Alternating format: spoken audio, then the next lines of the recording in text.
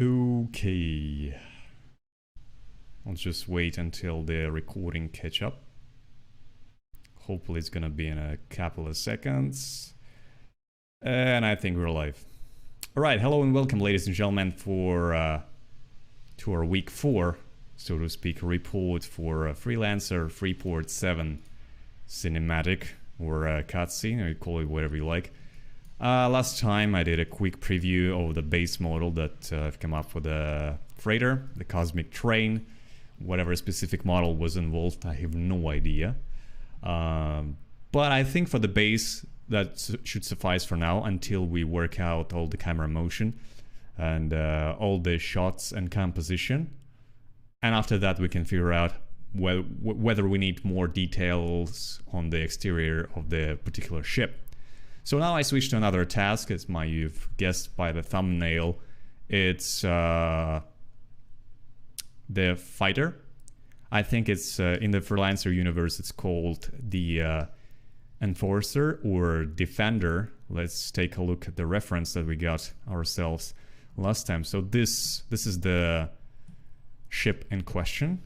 I think the enforcers was one of the unique ships that Junko Zane was piloting in the Freelancer video game, but in a particular cutscene it's just type defender aircraft, well, spacecraft to be exact.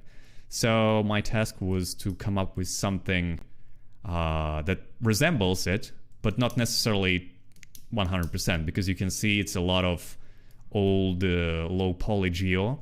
So if we should come up with something, it's probably be more sophisticated than that. I mean, we have a little more reference here, a few more actually. So what I would do, and I did start working on it already, I took a couple of features to make sure we stick to them. For this particular one, I would say those are the wings and maybe the silhouette if we look at the front. So that will be like Y shape or lambda shape, whatever you call it. But the wings are very peculiar. I don't think there is any other spacecraft in the game that has such a, well, razor or, you know, blade saw, whatever you call it, type of wings. So that was kind of initial thought behind of designing or redesigning the aircraft. The cockpit didn't look particularly menacing enough to me. So I don't know. I could have sticked the exact same one, but after looking through the couple of references, I thought we need something more aggressive. So maybe more conventional rectangular rather than smooth radial shape kind of thing. But this is the point. I mean, you explored the possibilities with working on different shapes, and hopefully we can do that today. Well, at least I go through the process to what I've got so far. And wait, as a bonus, I will test it out with a webcam. I don't know, maybe you're interested in seeing my face while I'm doing all the talking. We'll check and test it out and see if it actually works to any extent. Anyhow, so let's... actually, first let's compare the sizes. I mean, we have to go back to the, I guess, original reference once more. If you look at the cutscene, take notice of the scale difference. So the space station compared to the train is well, not that big actually. So if we assume that those windows are the same as, you know, those ones, kind of relatively the same. So, but then I don't see we have it on the screenshots, but actually, did you hear that? Probably just wind, never mind. But those actually aircrafts comparatively look very close size-wise to this guy. So obviously, due to several reasons back in the day, they couldn't make it exactly to scale. So some aircraft was much bigger than they should be or much smaller. So that goes for the station as well. In our case, I would say we have to kinda figure out how to go and do things so that it wouldn't look completely off. And it's a bit tricky, to be honest. So if we just look at the size of the station and the space train, It's slightly smaller than in the reference, when in the original cutscene.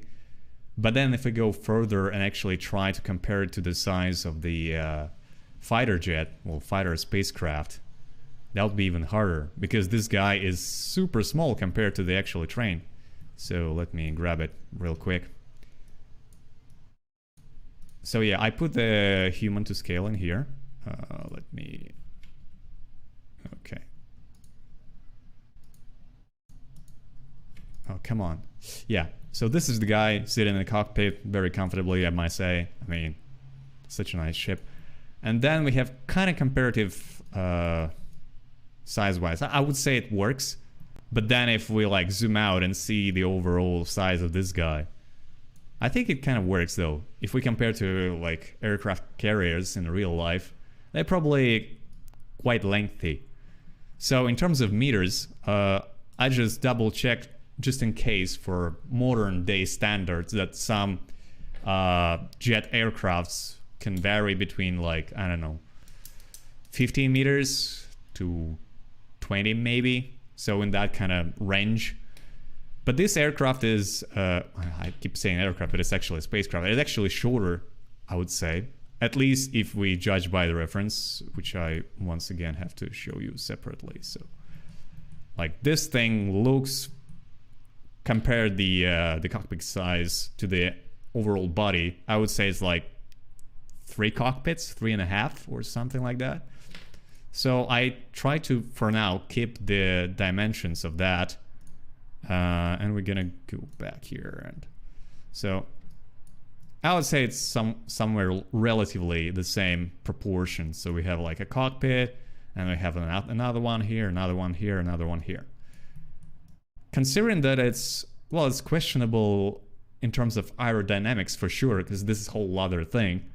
Since we're reimagining rather, the fighter jet from the 2003 old video game, that's quite a challenge. I mean, you want to make it semi-realistic, but at the same time you want to retain some features so it would be recognizable, right? So that's a bit tricky. But nevertheless, I mean, as I said before, to me, the most recognizable feature of that particular jet was the wing structure. So I'll disable the grid for a second. So that was like wing, penetrate another wing, see daisy, here we go, penetrate another wing. So I'm not an engineer. I never graduated like aircraft related program in a university, so I have no idea how far from the actual aircraft, supposedly, because in the actual game you can land on a planet with atmosphere, some of them at least. So I would say the even if it's a space fighter, if it should be able to land on the ground in the atmospheric space, being like in the atmosphere on a planet or some others, you know, maybe within a space station, I don't know, it should be able to kind of possess certain qualities that allows it to properly function within such an atmosphere. So I have my doubts regarding the wing design, but that's the thing, because it's iconic in a way. We couldn't go around like just say, yeah, screw that, let's just cut them off and put something more reliable in the sense that it would work. But yeah, I think this is the trade-off basically. But what I did instead, I worked, for now, let me point it straight, for now is just basically designing the silhouette rather than details. So don't pay too much attention regarding how it like quite low poly at this stage. So basically I didn't want it to be just completely flat like we see in a reference. Rather than that, I tried to extrude several sections and then came up with an idea what those sections might be. So for now, actually, let me disable the guns for a second, so we wouldn't concern ourselves with such a rudimentary thing for now. Guns in space, ooh, that probably wouldn't work quite well. Okay, so first, wings. I mean, if we have to be an engineers and space engineers at that, and I'm not talking about the video game, we probably would have to find a way to retain both the design of those particular wing structure and then pointing down with the actual ability of the aircraft to, go through the atmosphere and then do something that allows it to land properly. So maybe I'm just, poking the air at this point, but still, maybe it does have the ability to actually level those wings properly and glide while within the atmosphere. Like, I mean, it's not the great comparison, but in a Star Wars, for example, I don't know why, but X-Wing has this kind of battle formation, like with boop, and then they're ready for battle. But if you want to go travel like deep space or whatever, they just retract back and kind of compress within the single line. So at this point, maybe this particular fighter could do the same. Like when needed, the wings can just rotate slightly to allow it to glide properly, or I'm not talking like it's gonna do like this thing like bird, and that would be silly. But still, I mean, the idea is there. Even though we probably never see this in the cinematic. I mean, not probably, because I'm the person who's directing this whole thing. So we're definitely not gonna see the wings doing this motion. But still, at least I need to explain it to myself why this design should exist with this aircraft. Not because we just created it that way. That's it. Doesn't matter. So that's that for the wings. I would say for now I leave it like this in terms of recognizable shape, so that if you look at it from the top or from the side, you can at least recognize. Well, that's not that recognizable from the side, but from the top you probably can tell by the shape of the wings. Now the matter is the cockpit, which I said it will be probably more how would I say, more aggressive rather than being completely round. Not really sure, but for me, when I see the from the space fighter perspective, when I see the airship, spacecraft, with a very smooth cockpit, it doesn't look very menacing, especially for the for the ship that call itself Defender. I would say it should be very angular shaped, maybe not very extruded, because you don't need to have a long cockpit for this particular type of craft, because I would say, since it's a Defender, it should be very maneuverable. So the less longevity, well, the less, how call it scientifically, the overall body of the, never mind. Basically, you shouldn't be too lengthy when you want to have a great maneuverability. So I would say we make a shorter cockpit within the reasonable margins, and then, well, we have this guy sitting over here. I mean, we can even do it even maybe shorten. Let's try it out. So I do have a couple of extrusions here and there, so we can try maybe doing it like this. Yeah. And maybe do 1.5. All right, that's too much. 1 and 9. And actually I have to move the guy a bit. He's oh, so not this one, this one.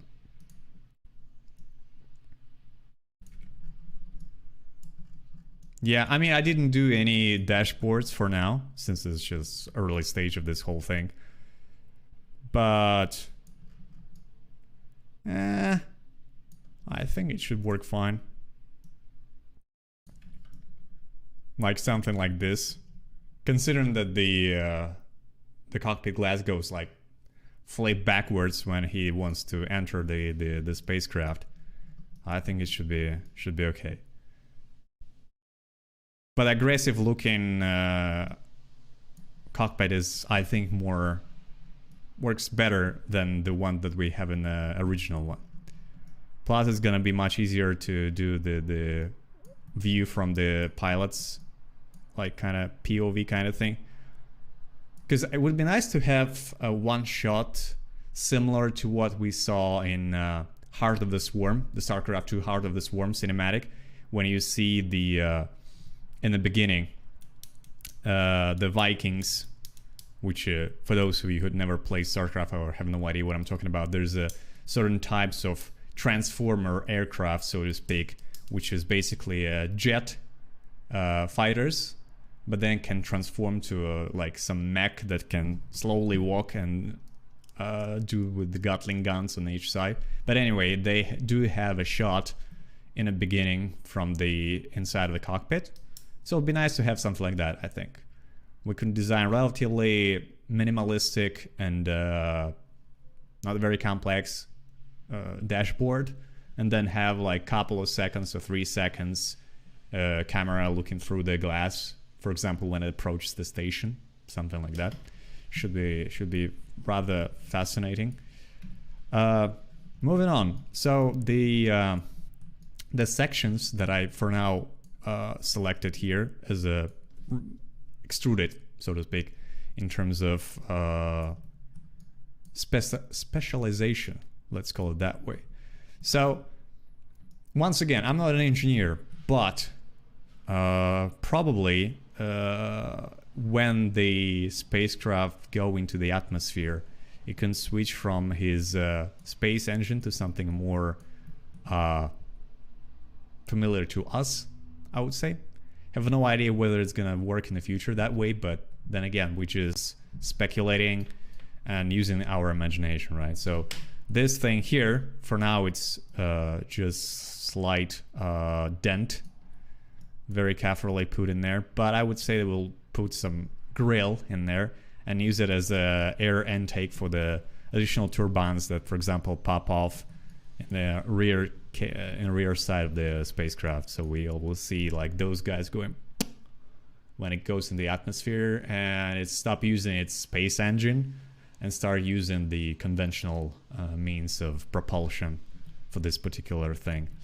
So the segments on the side could be multiple things, actually. It could be decoys launcher or missile system or torpedo, whatever. I mean, you had both in a Freelancer video game. So you have both missiles and torpedoes, which, well, missiles usually had some sort of hit-seeking capabilities, I believe, while torpedoes just shoot straight up and that's it. But they have much more, much higher damage output, I would say. But we wouldn't concern ourselves with those details because we don't really need to do all those functionalities, just the design-wise. But I would say it would make sense. You, once again, pop those things up and rockets come out of those kind of guy. I mean, I'll definitely will model that kind of thing. It's just the question of whether you need to, the ability to put it, you know, retract it and, or, you know, open this section up. But that brings me to another thing, and that would be the guns. For now, I just put some random made Gatling guns in there. Not really sure whether this will be the actual type of guns that this particular aircraft was using. I was just Googling today and check out whatever setup the F-22 Raptor has, and I was surprised, but it actually has I think at least one Gatling gun embedded in the, I would say it's a right shoulder of the aircraft, so it's like the thing slides off and it can start shooting. But those things are embedded like fairly deep, so if we compare this one, it's gonna be like something like this, but you have to cut the whole body off, so it would probably wouldn't go here, especially if I want to have the rocket missiles in there. You can't have both, well, unless like those things somewhere here. But then again, it's probably obscure the cockpit thing going up, so I would say those things probably should be retractable, as most things are in the aircraft, because it does have to, you know, protect its own, how you call it, aerodynamics capabilities. So a couple of guns sticking out wouldn't probably create necessary conditions for maximizing the potential of your body shape if you are an aircraft. So yeah, that's another thing we have to design and think about. Supposedly though, maybe this is not the ideal position for the guns. If I'm being honest, if I were to be an aircraft pilot or spacecraft, I keep switching these words for some reason, I would probably want something that coincide really with my eyesight. I would say will be much more comfortable with that. So we can go for like traditional approach and go for something that has been mounted like at the bottom, maybe even closer to the cockpit, like somewhere here.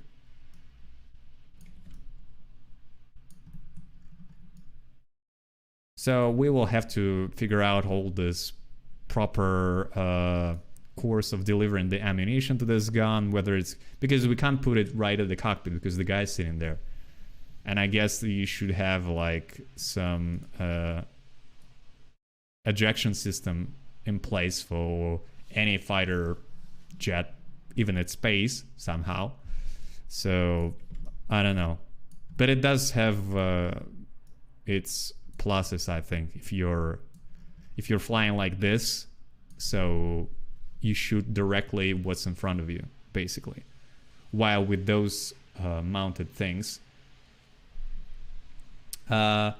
I think I would guess if it's has the ability to slightly rotate or an offset or not, because it's a hard mount, they could shoot only straight or at an angle, and they coincide in one point. But this point could be, I don't know, let's just say like 50 meters or 100 meters in front of you. So everything above or under wouldn't be targeted, because it either goes off that way or it just wouldn't even hit it and just goes by the sides. So having a gun mounted under the cockpit and shooting straight, I would say, neglects the influence of the distance. For example, it could be like 50 meters, 100 meters, 300 meters. If it's directly in front of me, I would still hit it. I think it would make sense that I do. I don't know. But I think I will initially stick with this design, try to work on it and see how it goes. But I think it's much better than just two guns mounted on top. Once again, it's not... it's a defender, so it's kind of should be a patrol ship as well. I wouldn't say you should have a very heavy weapon setup for that kind of spacecraft. I'm sorry. Okay, moving on. The tail. Once again, it doesn't look exactly like we had in the reference. Like, let's take a look one more time. Oh, somebody keep texting me. I do apologize. No matter. So yeah, as you can see, it's rather spoilerous. It has a very vivid spoiler type tail, and I'm not sure it should work like that, at least. I mean, design wise, probably it looked fancy at the time, but now I don't know. It looks weird. So I mean, I played Elite Dangerous for quite a while, and I've seen the models packs that they have in there, and a lot of ships though have questionable packs for the rear part when they add some spoilers, which wouldn't make too much sense in a realistic spacecraft, because it doesn't matter. Although they do have the capability of entering the atmosphere, but then again, the shapes are just all over the place. You have some ships that very slick and don't have wings almost at all. Others, more or less, some type of setup could potentially look like a wing, but it doesn't. I would say it doesn't help at all. So having the spoiler, I wouldn't necessarily say that it contributes to the overall iconic image that much. So I would just forget about it and replace it with something else, and I did actually. So if we take a look at the what I have so far, this type, I'm not really sure. I mean, it's still in progress basically. So let me, okay, this is the cockpit and this is the, yeah, so we can go just without those guys completely. And I still love this outline. So even this one even looks much cleaner to me, and I like it more than the previous one. But still, I would probably experiment with the types I can do, like bend it, extrude it further, bend it another way. Like, for example, let's try to go, like, what if we go like this way? So that will be more aircrafty, I would say, but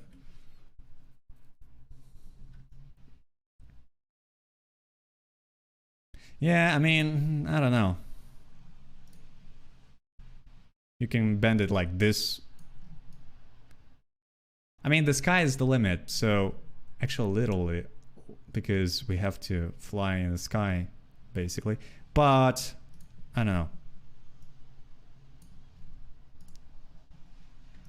Like, we can go like this, which looks like it's just a seagull, basically.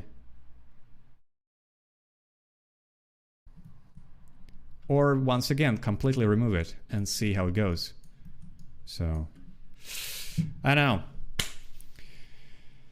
Graf D, come on, try talk English. We're learning here, okay? It's not only about the modeling, it's about learning language. It should be useful. But let me read it just in case.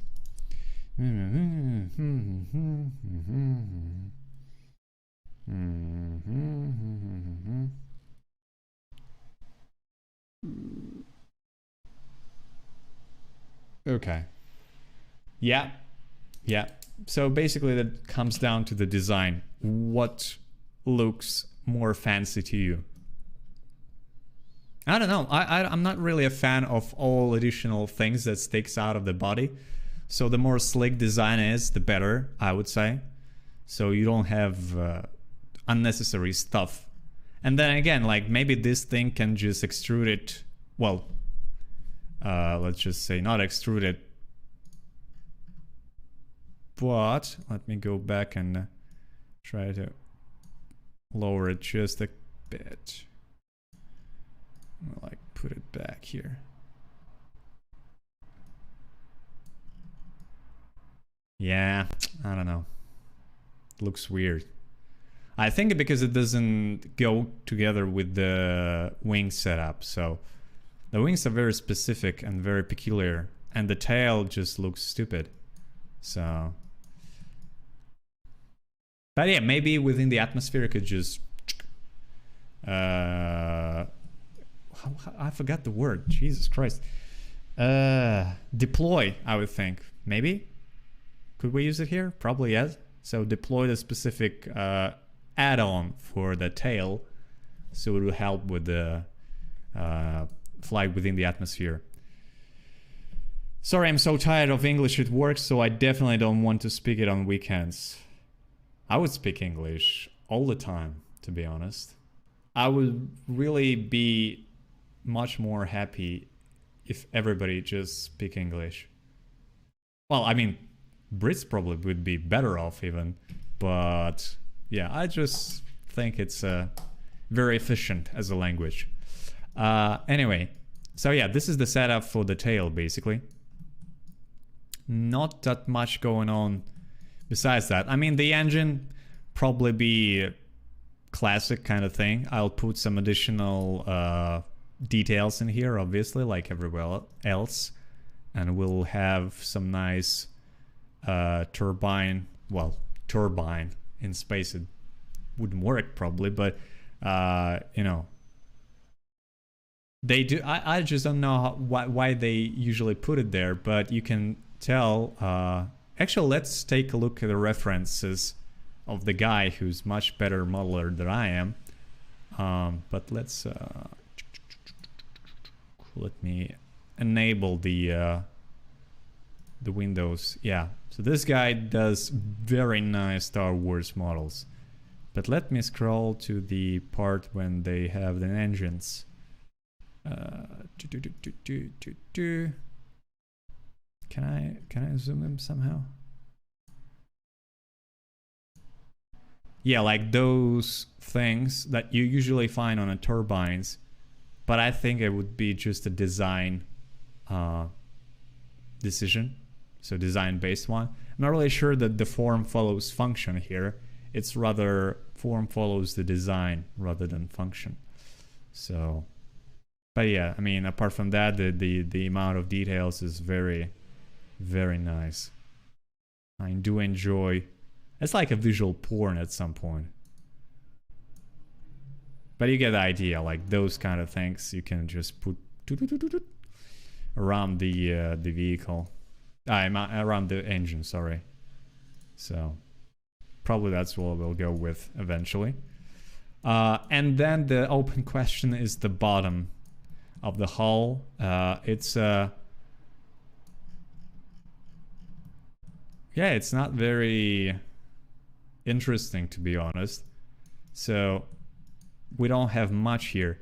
Once again, probably maybe if I decide to put the guns in there. So let's go back to gun setup for a second.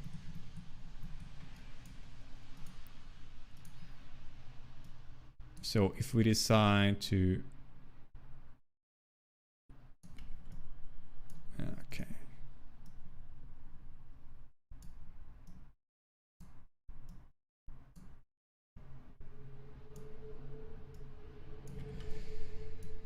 Yeah, maybe put it somewhere there so that they retract and deploy when you need them. Or maybe even make it more fancy. So we have a hull shape like, well, V shape if we see it from the front view. So they can just drop like this. The panels, I mean, drop like horizontally. And then you have guns just pop off in this particular fashion. I mean, in space, it wouldn't create much difference, I would say. So, or maybe leave it for something else. And then again, we have to work on the scale of the gun. So would it be like one scale like this? Because I never took the actual measurements of the Gatling guns that F-22 has. And maybe it should be less than that. So I need to check compared to a human or actual dimensions of those guns so that we can, maybe they're even longer than those ones, or whether we can make it shorter. So a lot of stuff to think about. But as a base, I would say it's okay. I mean, definitely will work more on this. It's just the, I would say the top I'm pretty okay with. So all the section that I explained earlier would probably work nice, and we just need to start adding more details all around. But the bottom, I'm not really sure. I need to figure out what will be... Oh yeah, actually I forgot about one thing that could potentially be of benefits of designing the bottom part of the hull. So in the video game, those spaceships, actually every spaceship in a video game that you can buy and you can pilot, they never had any sort of chassis, basically. So when they land, they conveniently land of some, well, I would say,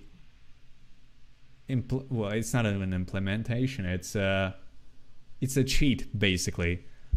Because I'm thinking they couldn't come up with some simple mean of landing the aircraft and sustaining it in place.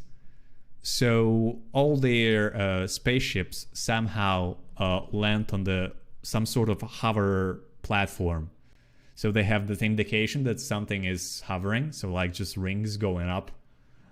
And then you'd like conveniently land on that spot and never even touch the ground, I think. And so they just hover. But if we design the spaceship according to some sense of logic, you probably have to have something that allows you to dock properly and then just, well, park essentially. I mean, in 0G, it probably doesn't have to be something very complex that should hold the weight of the whole aircraft. But once again, if this spaceship has to go into the atmosphere and then land on a planet, which in a video game we see all the time, you should have some sort of contraption in place that like deploys and allows you to stay in one, you know. Oh, well, actually, let me talk about this one. So what we can do once again, so let me get back to the windows. Oh, the wings. So yeah, so the aircraft enters the atmosphere, change the angle of the wings like this, starts gliding, and when he lands, maybe some things deploys from the cockpit, one stand, and a couple of other stands from the sides. Since I'm, yeah, well, actually we probably will need to add a couple of vertical engines here and there, so that it would make sense how it can actually take off and land vertically, since we're not using the engines or the turbines or whatever. So I think that answers my question of what we should put in the bottom.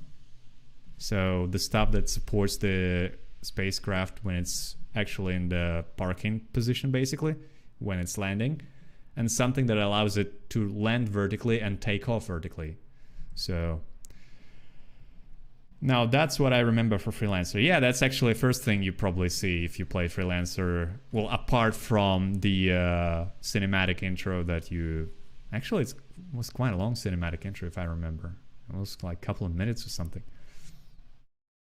But yeah, that was the Type Defender space fighter that were escorting the cargo train on the way up from the system, from the Freeport 7, when the nomads arrived and sabotaged this whole thing. So yeah, it's actually will work quite nicely. Or maybe I should put it in the wings, but then again, if the wings have some structure that allows it to bend, probably putting the engines for vertical takeoff is not the best position for them. So yeah, so I think I'll put like couple on the sides and maybe one in the back, or even 4 of them. But then again, it's a quite small aircraft, so you can tell like, so it's what, like 7, 8, so it's like 10 meters long basically, and not that much in a height department as well. So I think like a couple of a turbine engine allowing it for vertical takeoff and landing should be fine.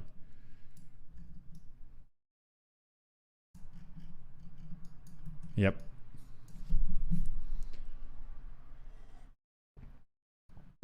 Okay, so that's that. I mean, since this is, I think the, oh no, it's not the last one, because we'll have to design the Nomad chips as well.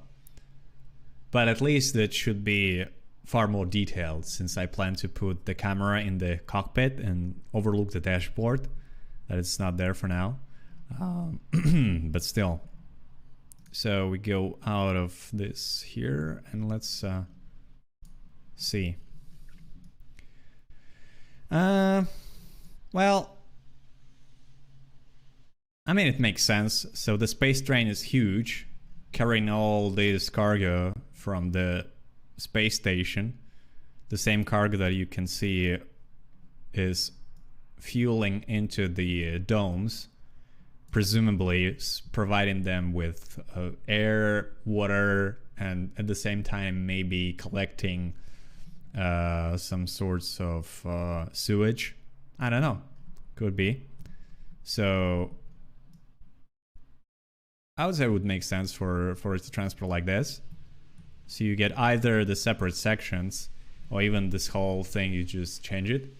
But then we'll have to probably model the You never saw it in the actual game, I would think. So there was no maintenance ships in there.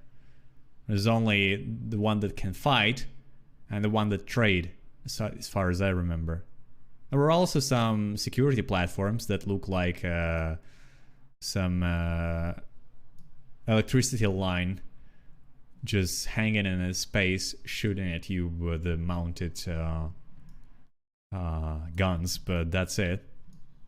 But it would be nice to have some maintenance, very, very small, like one-seater ships that allow you to fly around the perimeter of the station and do various tasks.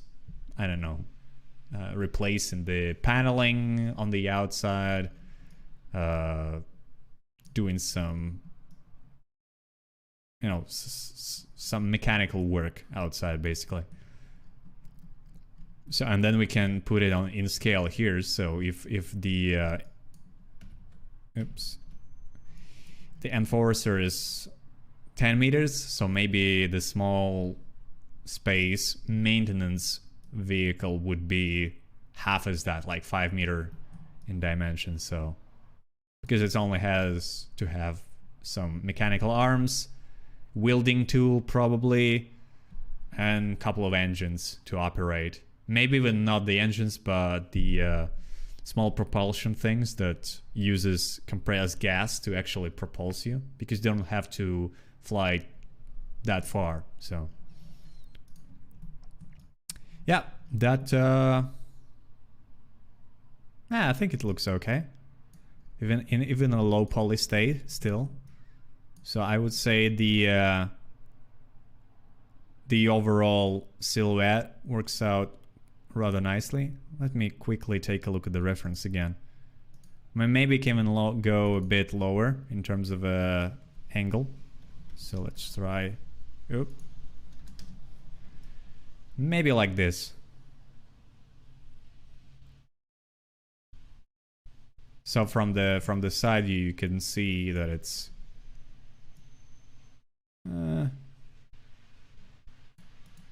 yeah, let's go -70 for now.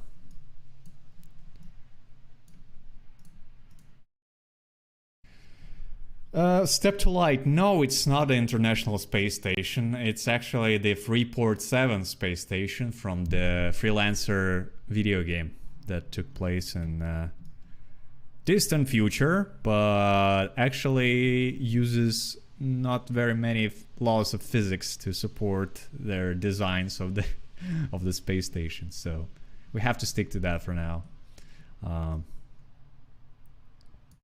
So yeah, I mean, scale-wise, I think it works okay, because if we put the camera, can we actually do it right now? Let me try. So okay, let me put it right here, and I go like, oops.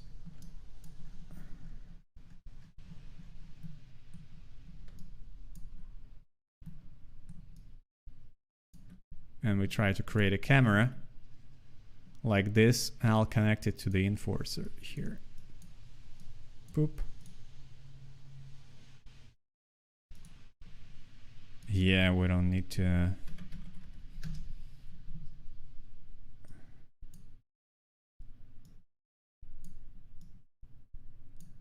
I'll just try to put it where the pilot's face would be. Yeah, okay. So we call it fighter cam.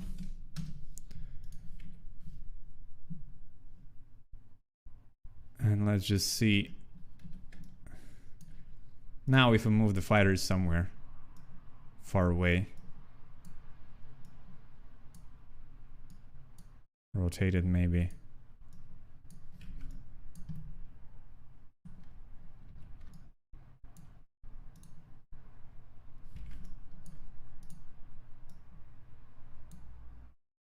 Okay, take a look through the fighter cam. Yeah, I mean, it looks very nice. And if you go even closer, can I just split it for a second? Let's do it this way.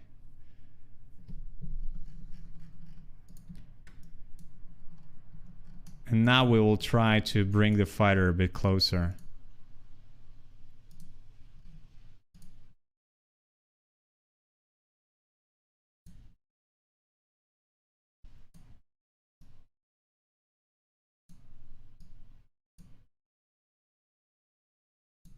Yeah, I think it works. So if we model the actual dashboard, we can use it later on to make some sort of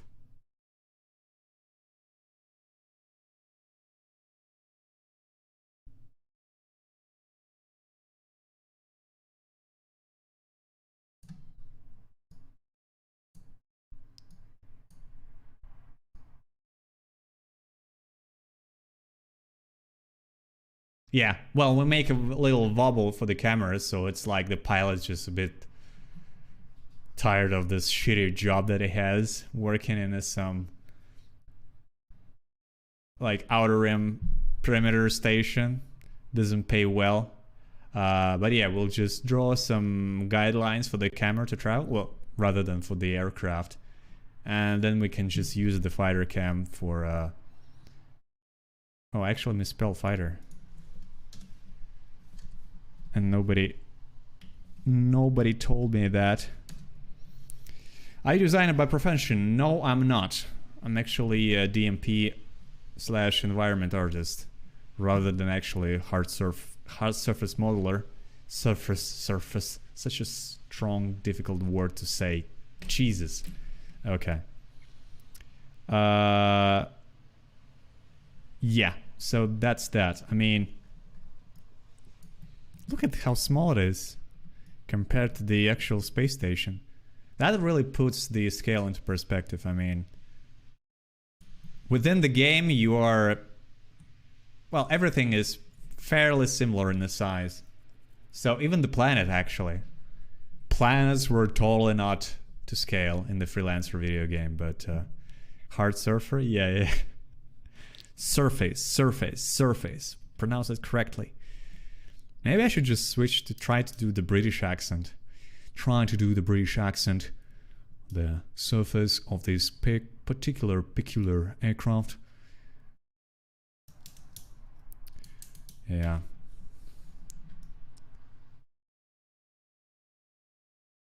Can render from it though. Let me quickly check it. I'll rotate it like this. Maybe go it like this. And we'll see. Boop.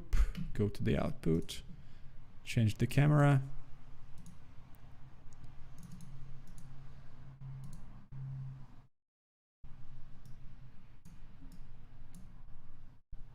Okay, so this is the previous one. For now, we disable the catalog.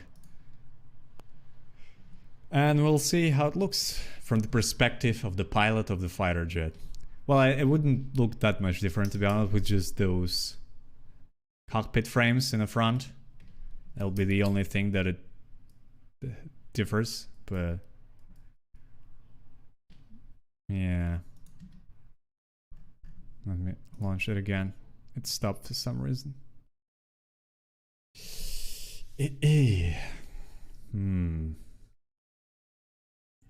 Okay.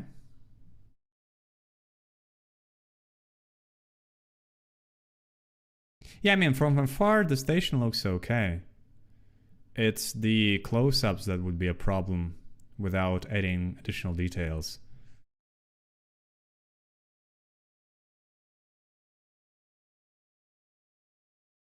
Yeah. I do like the domes. I think the dome's the only thing that works right away. So I wouldn't think even going and adding some additional stuff to it. You can see that there are some trees, some green grass.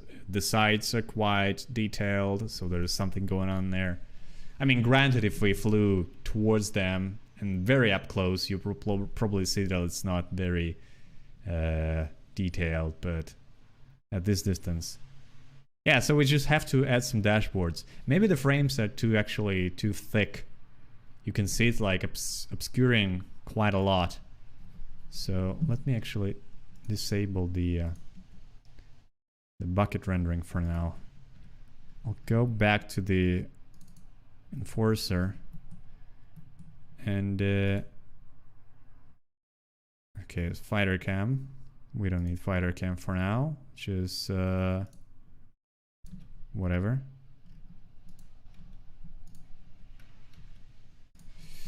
Okay, we lost in a space. Here we go. I mean, it doesn't look that big, to be honest. From here at least, but let's try to just make it a tiny bit smaller. I think it should be right here, so 20. Yeah, now it looks too fragile actually. Not sure it's let me check the cam. Yeah, but it's okay, I think. Somewhere in the middle we should be able to, yeah. If we put some like additional wiring in on the perimeter of those frames, it should be okay. Maybe add some additional one in between them to reinforce the structure even more. But I don't know. That's the beauty of doing the modeling procedurally and with the modular structure. So anytime you can just go in, just slightly change it, and be able to iterate really quickly. That's what I like about this particular approach. Okay, so let's enable the render runs again.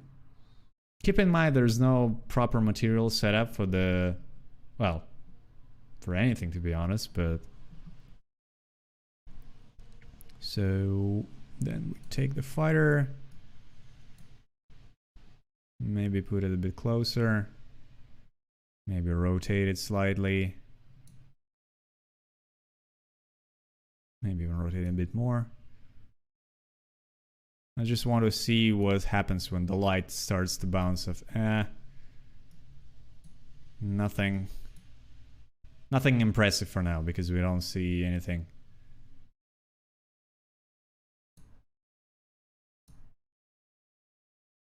Yeah, we should be close to the rooftop.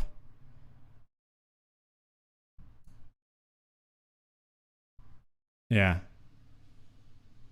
Yeah, I mean, this one looks more or less okay. The antennas probably could be a bit thinner, I think. But apart from that, no, not much bothering me that sticks out very... Yeah. Actually, the whole station is kind of... Still, I'm being a hostage of designing the station from the concept that is... How much? Like 80 years old, basically. It was done due to limitations of the graphics back in the days. Yet I'm still trying to recreate something that looks exactly like what was in 2003, but with slightly more poly count, which is not probably the best approach. Actually, I've showed it to one of my colleagues, well, ex-colleagues, but who's a guy, he's a rather proficient hard surface modeler, even though he uses Maya, I think, but never mind. Yeah, he advised me to try to go and add more details, which is a mid-range scale. So basically what we have now, especially for it's apparent for the space station, the silhouette kind of resembles what we had in the video game. And basically you have those big scale details, like those guys, what would be that, a bridge or something else, some sections here. You have a docking ring. Oh, actually, let me stop this and I'll open the... Yeah, that would be much better. So we have the overall shape, the space bridge connection here, the docks here, the bridges or whatever. So the large scale details are there, basically, whatever makes it distinct in terms of sections. So this is whatever this is. I don't know, I'm not a designer of this particular part, but we just try to match whatever we have in a concept. probably, I don't know, communication relay or whatever. But then I started what I should have done. I started doing small and micro details on top of the big scale or large scale features. So basically what I lack right now is the all the mid-range, all the details that you would see on a space station that kind of hints at what functionality this particular module can, you know, provide. We don't have that. We just have some procedurally placed panels basically with some lights on it. So it looks nice in terms of decor, but it doesn't provide any specific information about what those modules are, what they do. Even if you can't tell it from the shape, you can still, okay, they're there for the reason, right? So they do something. Once again, I just keep repeating the mantra to myself, like the design should follow function, especially it's something which is engineered for the purpose of you know, portraying specific functions. So it's a space station.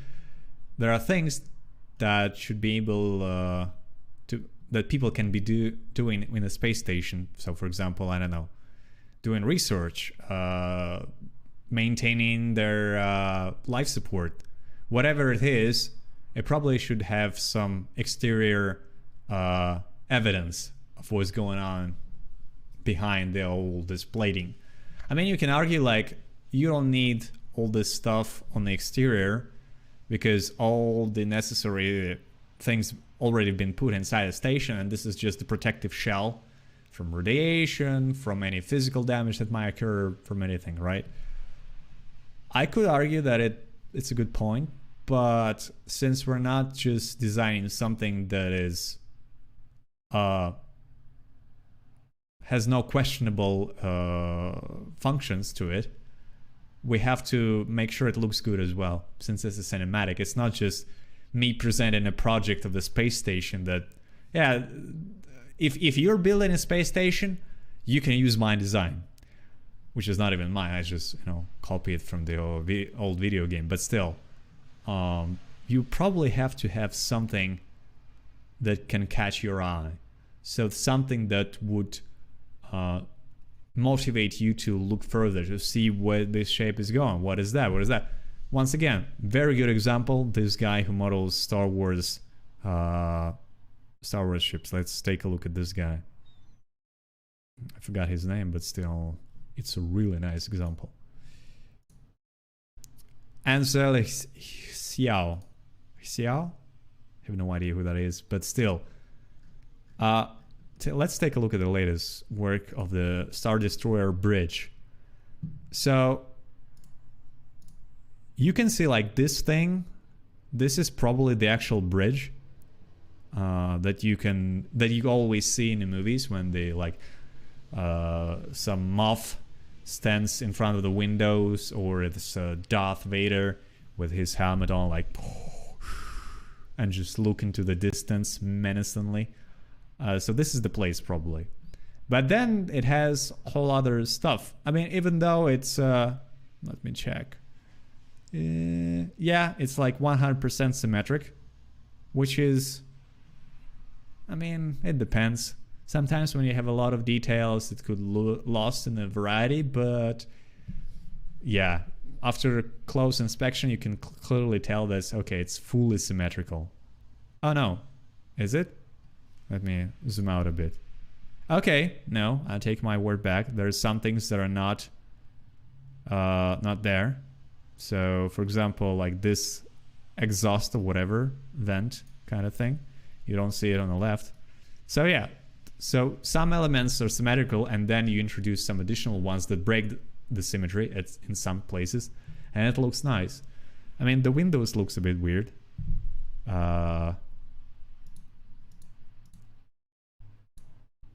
But then again, I mean, how much detail you can put on a spaceship? So that would be enough. Shadow Rampage, hello, how are you? What's new in the Rampage business nowadays? Yeah, but you can tell that some details do something. Like you have some turrets in there, like 1, 2. Is it just 2 turrets? I think so. Okay. So then there are those, I'm guessing, communication relays, like biggest one on the top, and then use some radar probably or something like this. Yeah. So basically what I need to do with my station that is designed of the old video game once again, we need to go further and start adding those modules. So probably after I finish with base model of the fighter, well, first of all, I will try to do some camera work already and see what we're getting. Is there any interesting angle that we can pull off instead of just following blindly whatever we had in this original cutscene? And then, based on proximity, I would say, so how many cameras will it be, what cameras, what angle, how much time each shot will be. I mean, clearly I should have thought of this before I even started doing that. But then it will be very hard to estimate the difficulty of the task, because if it proved to be very complicated, I wouldn't go through all the shots. I'll just leave the one with the same kind of wide angle that you see in original cutscene, is slowly orbiting the station, and everything is going on during this shot. It's like super long, maybe even 10, or I think it's like 10 seconds. But then it will be a bit dull. So we have to have some trade-off with the longevity of the shot and actual camera work, so that we can maybe place a couple more additional ones. The one that I already mentioned is the one in the fighter spacecraft, so that we can see how, for example, the spacecraft approaches the station, what the pilot would see in the reality. I would say it will be quite interesting. Sergio, hello, what's about astronauts who work or fix something outside the base? Well, in the Freelancer universe, we never actually see a man doing that. I mean, clearly you would probably have a worker or a maintenance worker who would do that. But in this scale, you would probably not be able to see it. It will be just a small dent on the surface of the space station. Because imagine all those small windows are actually size of a human.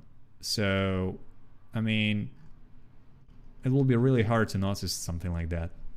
And especially with the camera moves and you have slight motion blur, I think you shouldn't go that far in terms of creating details. That's what I mentioned. We probably have to go with some small maintenance space, like, well, it's a mechanical robotics kind of thing, or it's a man piloting small vessel that is actually meant for maintenance. So yeah, I mean, I don't know, something like that basically. But yeah, in the meantime, after I think still after I finish the fighter, I will go and work on the exterior of the space station, because this is basically the hero of the shot. This is the whole point of making this cinematic cutscene, is to bring back the Freeport 7 reimagined a bit, but still retaining some of its key features. For now, it looks closer to the original rather than something that is realistic. I mean, I could have called it a day and just say, hey, let's just stick with this design and screw it. But where it would be found in that, first of all. Second of all, we need to push the limits of what we can do up to a point when I say, you know what, I don't know what else I can do with this, or I don't know how to do it. Unless I face those barriers, and that will be like hard barriers, because I could always ask my colleagues for advice, for example, or ask you what do you think looks better. But if I don't manage to do that for some reason, or it's just, yeah, it looks fine to me, yeah, it looks fine to us, then we'll just stop and cut our losses short. By losses, I mean the time, obviously, because you could do things indefinitely, like perfecting them, and you could probably never be satisfied, because the further you go, the further your imagination takes you. So like, okay, we've done this, but what if we also can be doing this as well? It will be like developing Star Citizen, basically.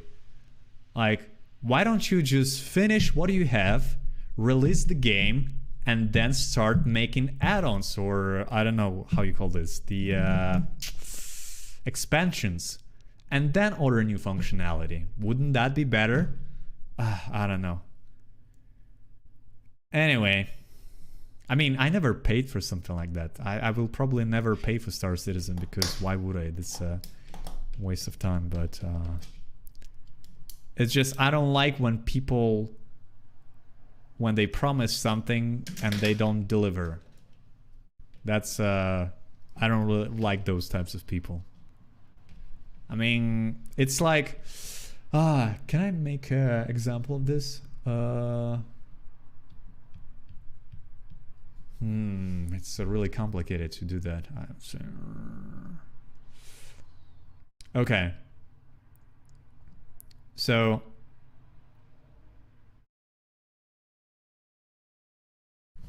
let's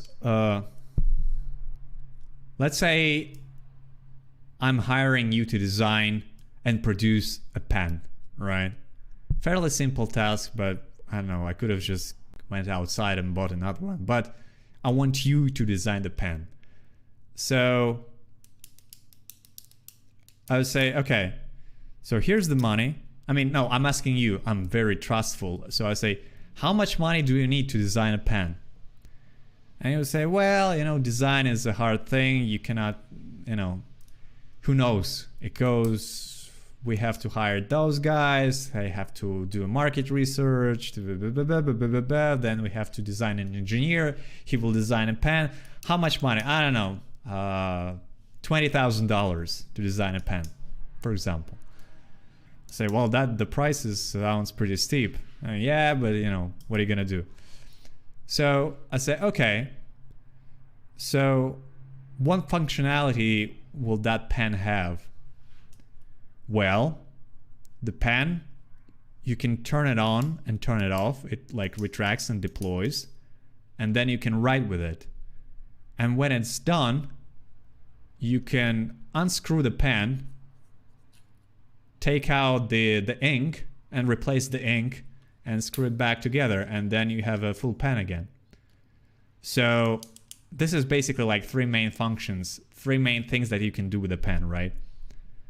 And I say, well, okay, I'm happy with the functionality you claiming this pen would have, so I will gladly give you $20,000 to design such a pen for me. How much time do you need? Well, you know, it's like all the engineers, the market research we need like 3 years. Oh, that takes a lot. I mean, I need this pen like, well, now. Yeah, but you know, what are you gonna do? I say, okay, well, there's the money. Please make me the best pen that I could possibly imagine within the, you know, premises that we discussed. So after the 3 years, I'm asking you like, okay, so is the pen ready?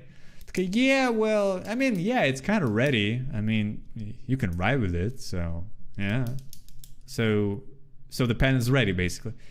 Yeah, I don't know. Yeah, you can call it ready. I mean, so can I have the pen? Well, I mean, you could definitely have this pen, but you know, it wouldn't retract that nicely. I mean, you will hear this click. Do you really want to hear this click? I mean, well, it's a pen. I mean, is it that bad to hear this click? Okay, yeah, well, I mean, does it write? Yeah, the pen is definitely, you can write with this pen. Beautiful sentences, beautiful words, it's working. So can I have it? I don't know. Do you really need the pen? You can't even change the ink properly. Yeah, but why can't you change the ink properly? You promised that you will be able to change the ink. Yeah, but you know, our engineers, they started working on the ink changing system, the ink replacer, they call it. And they came up with a new idea, the brand new way that you can replace the ink in your pen. And I would be fascinated, like, well, it's interesting, but yeah, I mean, great, you can design the next pen with new functionality, but can I have my pen right now? And he would say, Yeah, you can, but do you really want this? I mean, we can really improve the functionality of the pen. It will be even better than before. You can not only you can write with the pen, you can erase with the same pen. Like on the back side of the pen there will be an eraser and you can erase your pen. I don't really need to erase my pen. Yeah, but you can do it. It's more advanced functionality. I would say, okay, how much time do you need? Well, I don't know, maybe our engineers have to work on it, the market research, and do you need more money? Oh yeah, we definitely will have to get more money for that. How much more money you need? I don't know, well, maybe $5,000, maybe 10, just for that. Yeah, it's a very, very delicate research. I'll say, okay, well, I mean, I do need a good pen. I'm not really sure I'm gonna pay for all that, but okay, you're the designer. You know the best how to design a good pen. So I pay you even more. I give you even more time. And then when the time comes, I'm saying, okay, so yeah, it's great. Now I will have my new improved pen, right? And you say, yeah, well, I mean, you could definitely have it right now. I mean, it writes and all. Can I erase it? Well, yeah, a bit. You can erase part of what you write, but other part doesn't erase at all. Why? Yeah, well, no, while we're designing the erasing algorithm or whatever, it kind of starts erasing stuff, but then it stops.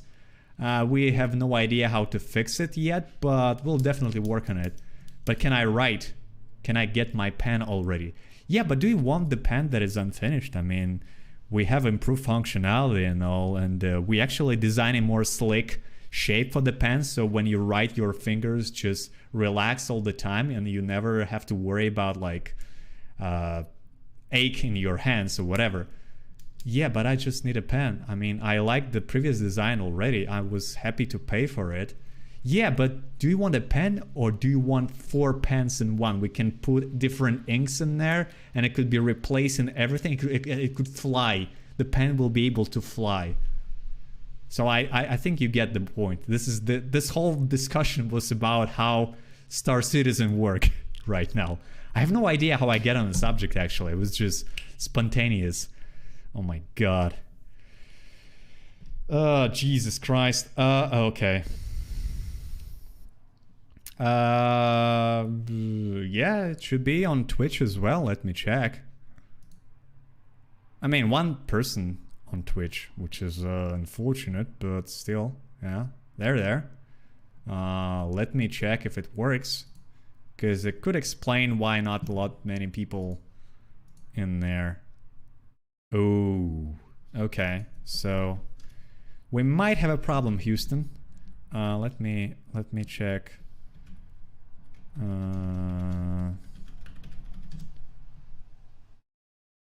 No, we're definitely live. I mean, sure. I can put it on... Actually, we have it in a channel description, so I'm not sure why you guys asking me that. And I have like this yellow tint now because of the sunset, which is funny. I think a fun topic at the end of the stream that we have to... Jesus Christ, that was really... I wasn't prepared for this particular example, but I don't know why the Star Citizen popped into my head. I think we were just discussing the fact that we have to design the 3D model better, and I kind of fall into the trap of describing possible workflow of the guys who are making Star Citizen, which is a bit funny.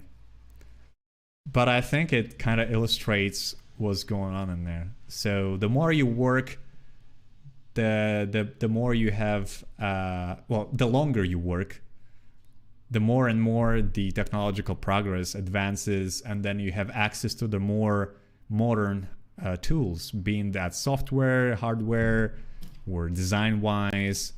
People have more money eventually because they can save up, I guess. And then you fall into a trap of indefinitely perfecting your product, even though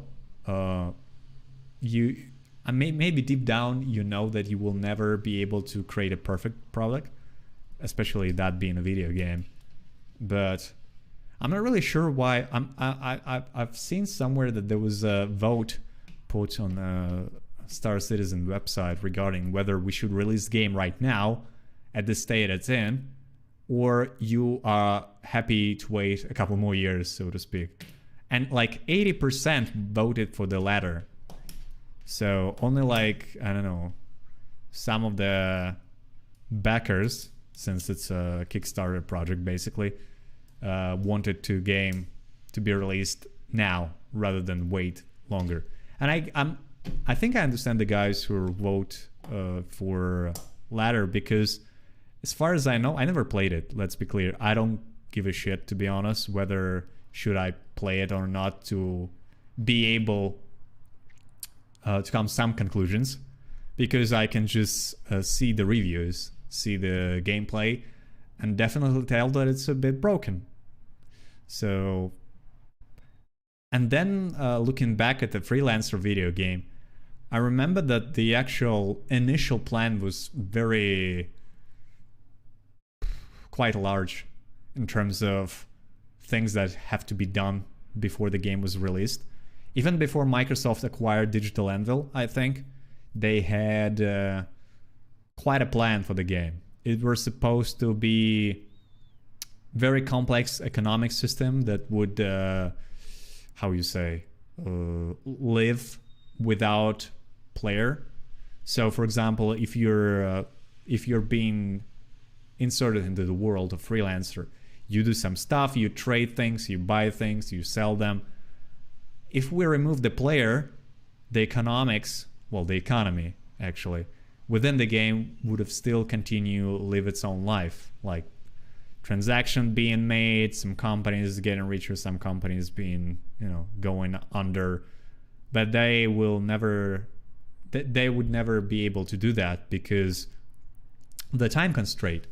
So they cut this particular system, and they cut a lot of stuff from the game, and still the game turned out to be quite good at the time. Even hell, if you are not mind the old graphics, it's still rather intriguing. I mean, some might argue the plot is not really that fascinating, but I would say the gameplay is somehow, it's not very addictive, but it's not bother you that much. I mean, it's quite repetitive, don't get me wrong. Some missions, especially if you not do trading thing and just like bounty hunting, there's only like 3 types of missions, like either kill a target and collect something from it, destroy the station, or kill some ships in the area or in a particular sector, and that's it. What cinematic you produce now? Is it a video for Exist Freelance franchise, or is it your own project? Oh, Vertilex, how are you? This particular cinematic would be just my personal project. I started it basically for the sole purpose of improving my own skills regarding modeling, look dev, maybe some storyboarding even. Definitely animation as well. But yeah, I think after StarCraft cinematic was made and a lot of people watched, I think it's still around like 260,000 people watched it, and a lot of people liked it, so they've left a lot of comments there. But at that time, I think I already decided that I want to go with procedurally modeled freelance reimagining, so I wouldn't be able to start StarCraft the next cinematic right away. But I think after this one, I would have improved my skill set enough to safely endeavor further and creating even more complex scenes for the StarCraft. Because StarCraft was the initial thing that people liked, so it's only fair to continue with this, I would say. But I wouldn't mind going off-road once in a while to just do random... I mean, if not for Freelancer, I would probably do... Since I'm not very good at the actual character modeling, character animation, so it would be probably something that is not connected to those ones. So I would say it's some mech related pop culture thing, or anime or something like that. I don't know.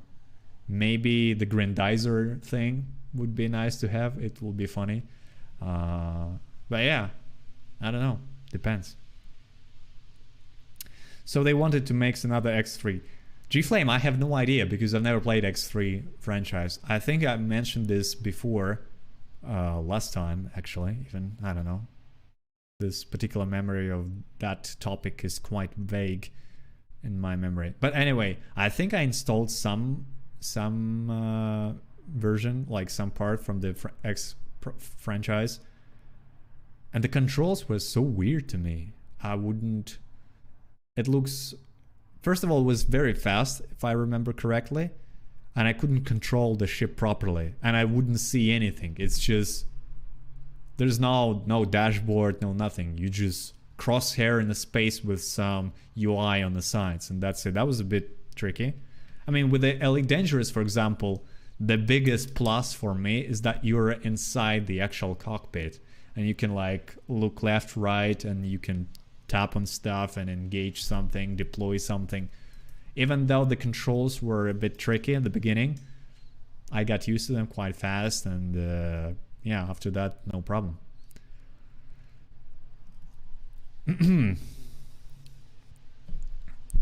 Okay, let me do it this way. Hopefully that's okay. It's not. I hope you can hear me just fine. All right, the game itself lacks something to do with the free time. When you finish the game, I tried trading and bounty hunting. Got the money for Barracuda ship. Barracuda is not even like the top tier ship. I don't know why you go for that one. The end game ships that you should be going for are actually only available from the pirate factions. So I don't remember, I think it was Bloodhound faction. That could get you a Titan, which is the most armored ship in the game, fighter-wise. And it does support, I think, 4 class 10 weapons. The other being, I think, either Stiletto or Saber. I don't remember correctly. I think those are 2 variations of the same kind of spacecraft. But still, Barracuda is far from being one of the top tier, if I remember correctly. But even though it costs a fortune, it was still not as good as the ship you can get at the end of the game. What? Let me read it again. I tried trading and bounty hunting, got the money for Barracuda ship, but even though it costed a fortune, it was still not as good as the ship that you can get at the end of the game. I'm not really sure what ship you're referring to, but as I said before, the top tier was Saber or Titan, like 2 heavy fighters that are only available at the pirate factions. So you have to go around Outer Rim on some neutral stations, and for money raise your reputation with the pirates, and then go to their homeworld, and then you'll be able to actually purchase some of the top tier class ships. Thank you, I'm fine. I saw your StarCraft project. That prod was adorable. Was it now? It definitely was. Even though it wasn't the actual goal in the beginning, it just turned out that way. Because it has very limited facial animation, you can say. Like expressions basically tied to the visor. It's either goes up and down. So really hard to convey wide range of emotions with that particular setup. Oh, and actually the antenna horn that goes up and down. So basically those were only 2 things that I could work with. I think it worked out fine. Although I would probably normally, if I were about to do it now, I would put much more thought into this. So it's yeah, it's a bit more complicated than it's supposed to be. Okay. So do you guys have any more questions? I mean, we've done report quite long ago, so at this point we're just chatting, and I don't think it has any. Well, for the people who would probably watch it in the recording, it doesn't have much value in terms of software, maybe rather entertaining one, but never saw one, I guess. Interesting. Yeah, I mean, well, let me quickly go for so we go here to see it. No, you're not seeing it just now. Freelancer, Titan, or class 10 ships. Class 10 ships.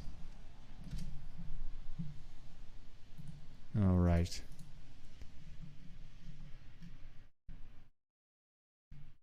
Heavy fighters. Okay. Centurion. Yeah. Okay, there you go. Let me show you. So the spaceships that I tell you about, it's a very heavy fighters, actually. In fact, not just heavy fighters. And the one that you're talking about, the Barracuda, is actually level 13, just heavy fighter with a class 6 mounts, which is not. I mean, the one that I was talking about is level 32 Titan with 6 mounts of class 10.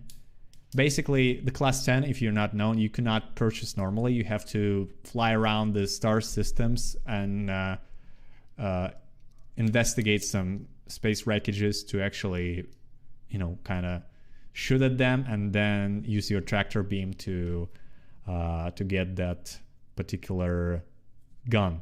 So I ended up, I mean, first playthrough, I actually purchased Titan from the Pirates, even though it doesn't look very, it's kind of lambda shaped with the tail and the bottom as well.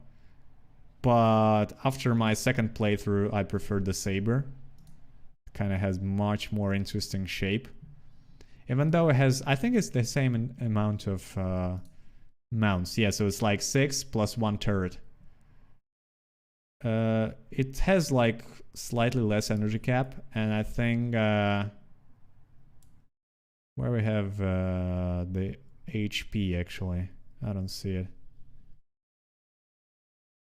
So I have the energy cap, but where's the health? Oh, I have. Okay, so we have 12k of armor for Titan and 10k armor for Saber. I mean, it doesn't matter that much, especially if you fight lower class vessels. So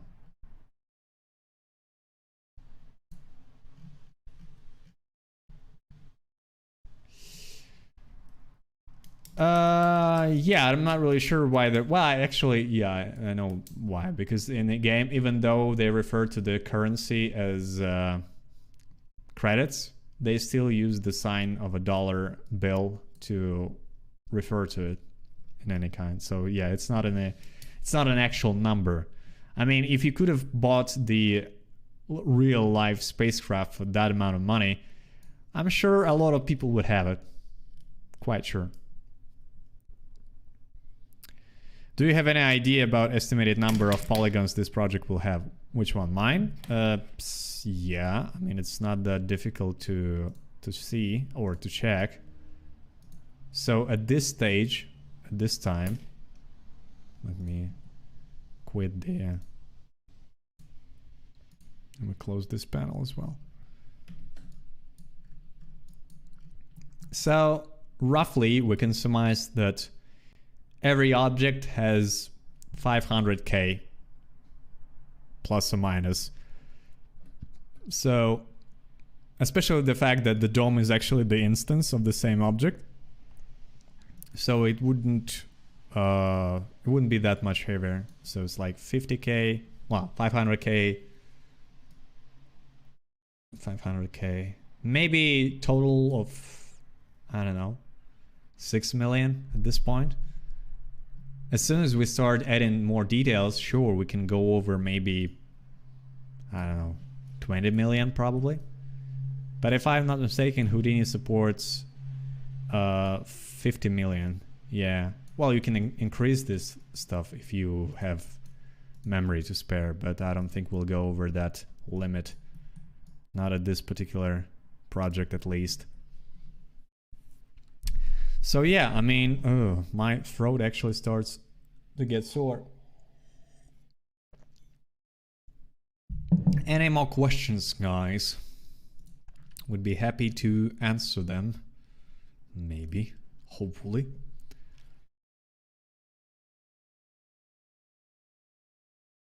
What hardware configuration do I have? Well, it's not anything out of the ordinary. I still have rather old Ryzen 7, so it's like 2700X, which is not the processor I would go nowadays. I'll probably, well, for my taste, I would probably update for either 3950 or maybe even wait a bit and jump to the next generation right away. It depends on my motherboard compatibility. RAM-wise, I do have 64 gigs of DDR4 HyperX, I think. 66 megahertz. So yeah, and I do have two 2080 RTX GeForce. So that's what's nice for using render shift in this particular instance. Much quicker than rendering using CPU.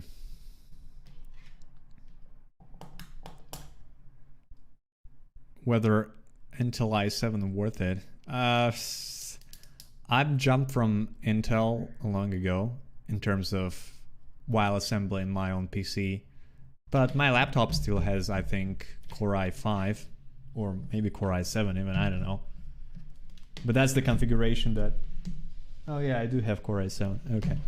That's the configuration you rarely have to choose, especially if you're happy for overall, you know, arrangement for the laptop. So, but for a personal computer, for a PC, sure, I wouldn't go with Intel. I mean, then again, it depends on your goals. But it seems to me like AMD really stepped up their game. So they just keep releasing the processors that even compete with their own last generation processors. So, yeah. Are links in the channel description working? I don't think so. If you're from Good Game, I could definitely tell that we have some issues with those. For some reason, they just do not open. So, yeah. You will have to manually navigate yourself to their final destination. Okay, let's take a couple more questions and then I'm gonna wish you a nice week and conclude my today's performance, basically.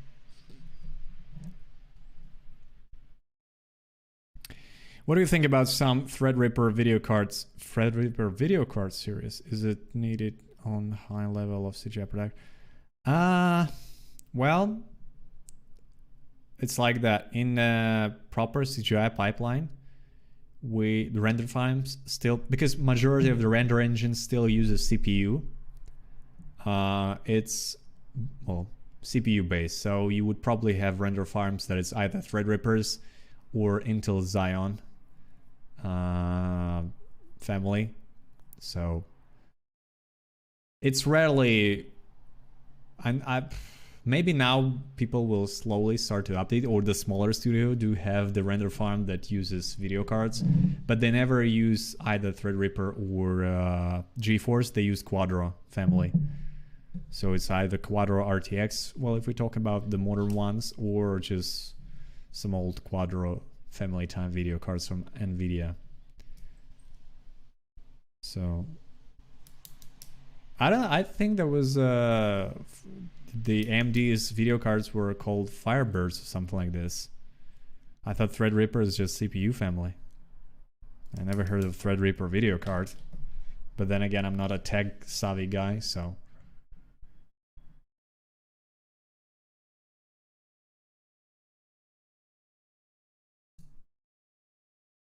It's actually starting to get very dark. I can see half of my face is covering in a shadow.